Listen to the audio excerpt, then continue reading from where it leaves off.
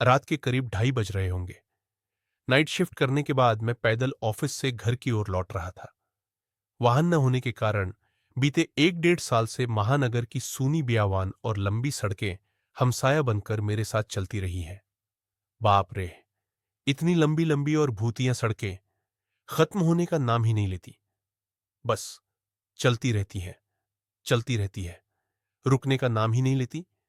कहीं ऐसा घनघोर अंधेरा कि पैर कहां पड़ रहे हैं पता ही न चले, तो कहीं खंभों की लाइट से फूटते सफेद झिलमिलाते प्रकाश में नहाती सड़कों की खूबसूरती देखते ही बनती है।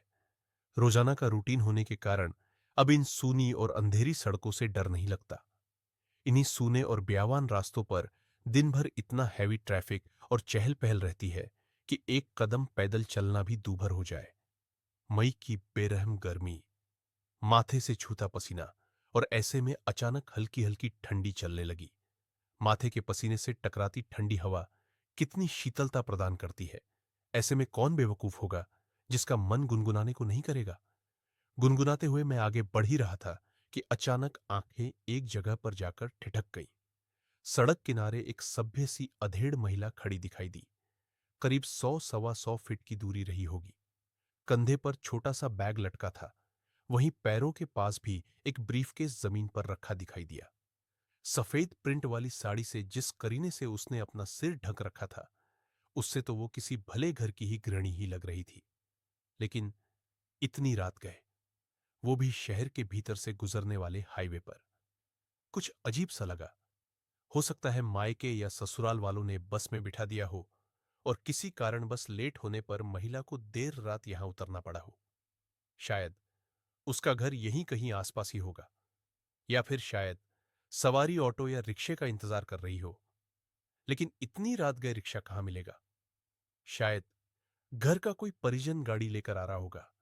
शायद शायद शायद सोचते हुए मैं उसके बहुत करीब आ गया। नजरों से नजरें टकराई, मगर वो जरा भी नहीं झेपी। मेरी आंखों में बराबर देखती रही।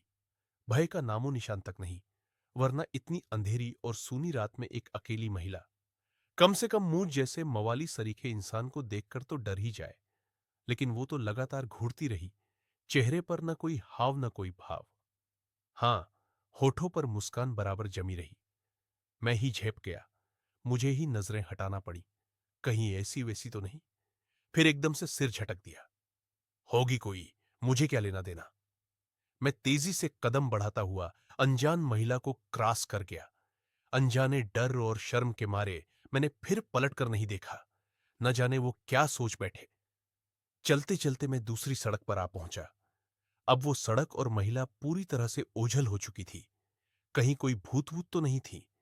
थोड़ी देर पहले भला लगने वाला रास्ता अब भयभीत करने लगा था। मैं जल्द जल्द अपने घर पहुंच जाना चाहता था।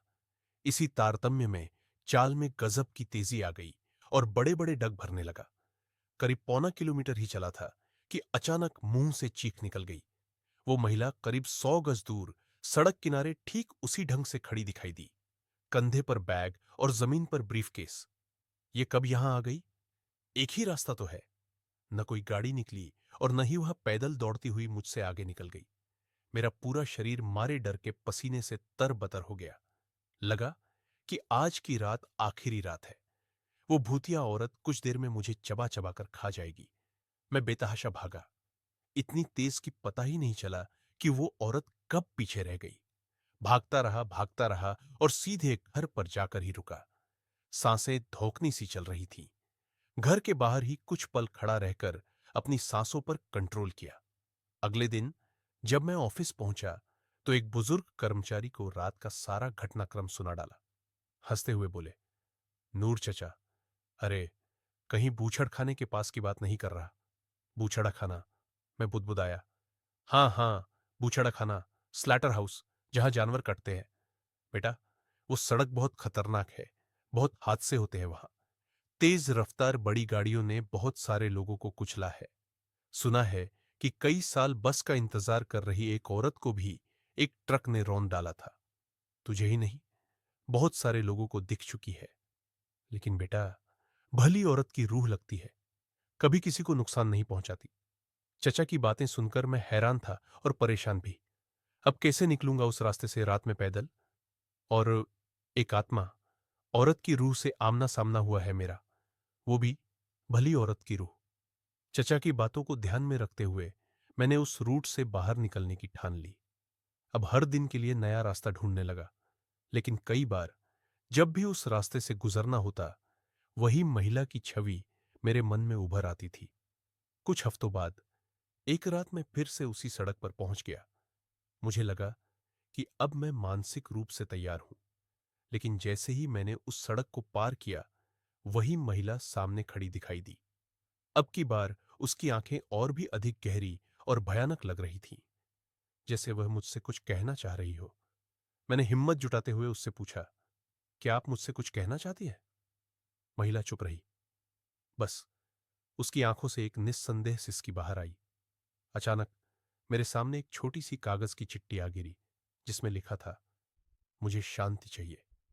तब मैंने समझा कि यह आत्मा शांति की खोज में है। मैंने कुछ उपाय किए, पूजा अर्चना की और उसके लिए प्रार्थना की। इसके बाद उस महिला का दिखना बंद हो गया। अब जब भी मैं उस रास्ते से गुजरता हूं, मैं अपने दिल में एक शांति का अनुभव करता हूं। मुझे लगता है कि उस महिला की आत्मा को अब शांति मिल गई है और वह अब आराम से विश्राम कर रही है।